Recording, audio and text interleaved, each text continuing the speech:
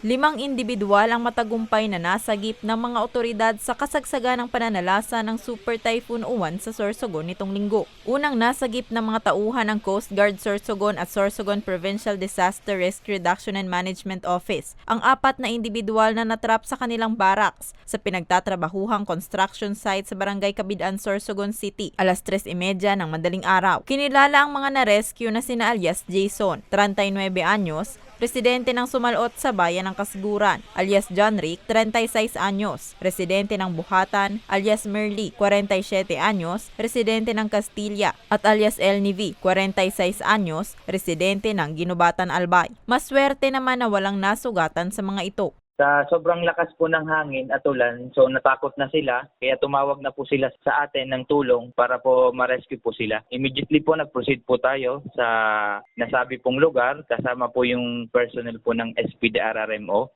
Bukod rito, isang residente mula sa barangay Sioton, Magallanes, Sorsogon ang nailigtas din ng otoridad matapos na mabagsakan ng puno sa kasagsagan ng pananalasa ni Uwan. Kinilala ang biktima bilang si alias Jason, 26 anyos at residente ng nasabing lugar.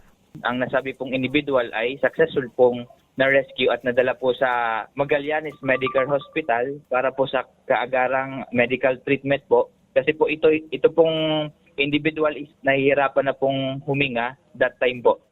Sa ngayon, patuloy ang ginagawang clearing operations ng ahensya para maibalik sa normal ang pamumuhay sa lalawigan. Para sa mga balitang Tatak, Bicol, Rose Bilista.